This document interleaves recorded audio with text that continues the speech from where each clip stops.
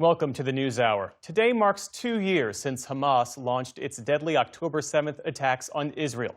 Commemorations are taking place across Israel today as delegations representing Israel and Hamas are in Egypt for indirect ceasefire talks.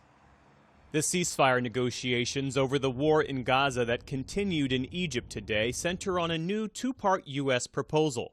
The first phase calls for a ceasefire, a partial Israeli withdrawal from Gaza, and the release of hostages held by Hamas, in exchange for up to 2,000 Palestinian prisoners detained by Israel. The second phase focuses on establishing a long-term governance structure for Gaza, but the two sides remain far apart. A Hamas spokesman said any deal must guarantee an end to the war and a full Israeli withdrawal, terms Israel has never accepted. Israel, in turn, insists Hamas must disarm, a condition the group continues to reject. While in Gaza today, health officials said the death toll had surpassed 67,000, 30% of them children. And Israeli forces today continued shelling Gaza despite the ongoing talks, as Israel marks the second anniversary of the bloodiest terror attack in that nation's history. The October 7th attacks, the terrorist group Hamas killing some 1,200 people and kidnapping 251 others. There are believed to be 50 hostages still held in Gaza, 20 believed to be alive. Israelis took to the streets to mourn the loss of loved ones, while also demanding the release of those still held by Hamas. Among those kidnapped were the wife and 3 young children of Israeli farmer Avihai Brodach, a resident of Kibbutz Kfar Aza, one of the bloodiest sites of the attack. They were released in November 2023 after being held hostage for 51 days as part of a limited ceasefire deal. I spoke with him yesterday about his family's experience and what he hopes for Israel's future. So my family's with me. Avihai Brodach, welcome to the NewsHour. Thanks for having me. It's now been 2 years since your family was taken and then freed by Hamas. You lived through a moment of unimaginable uncertainty and horror, months of not knowing if your family would be returned home. How do you carry that experience with you today? Well, I have my family here with me. It's a holiday in Israel right now. We're celebrating Sukkot.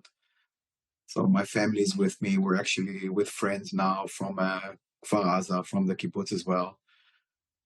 So, it's much better than it was for me 2 years ago, obviously. But, the friends we're at right now, he had his brother killed on October 7th.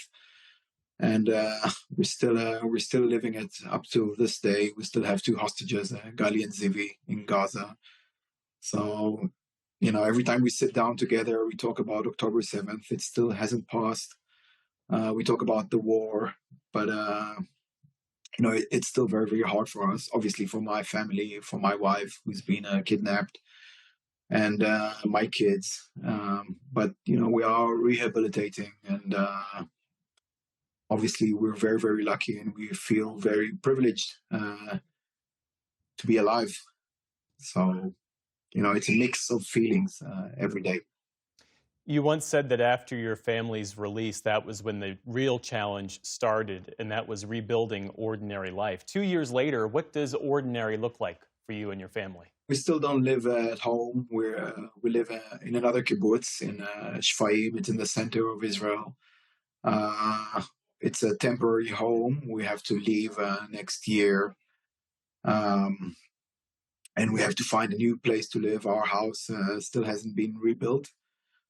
It needs a lot of fixing up to do. So, if we ever move in, I have to say that most of my neighbors were killed on that day. So I'm not too sure if, right now, my family doesn't want to move back. I'm not too sure if they would ever want to move back. But as long as this war is still going on and, the hostages are still over there, I'm not sure where it will take us.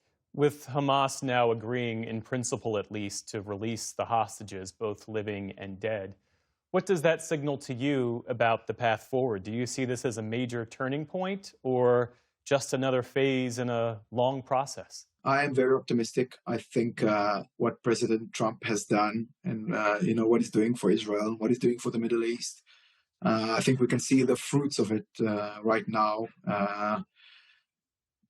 and I think at least we're going to, we did quite a few steps forward. I think we're going to get some good news finally after waiting for so long.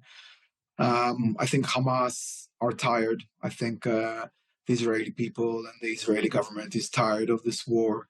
I think we all want this war to be over. We're tired of counting our dead. I'm sure the Palestinians are tired of counting their dead. And I think it's time. I think it's time we stop both sides.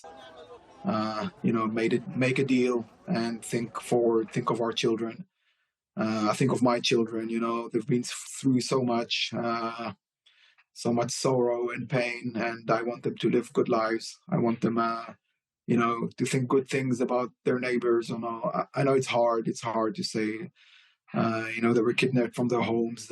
These people killed their friends, my friends. But I think we should end this. I think it's time we start thinking about peace between our people. You were outspoken early on about the Israeli government's response to the hostages. Now, 2 years on, what's your assessment of Israeli leadership? I think this should have been solved a long time ago. I want to say, it should have ended a few days after October 7th. I think we should have struck a deal to get the hostages back much sooner. I was never in favor of what this government has done since October 7th. Obviously, before October 7th, do everything, not protecting us on October 7th and not doing the right things afterwards to get the hostages back.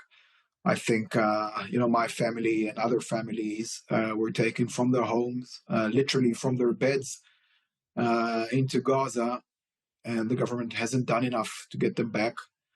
I think, they had other ideas in their minds, but I try to think of the future, not of the past. As you look ahead, what do you want the most for your family and for the families who are still waiting for their loved ones to come home? Well, I want the families who are waiting to have the opportunity to sit and speak about their families like I do, sitting behind them, having dinner with them, celebrating the holidays. I really want them to have what I had, what I got back. I'm really, really privileged and really lucky, and I had a big miracle happen to me. I want the families who could still have that as soon as possible. I want my family to rehabilitate. It's gonna, it's a journey.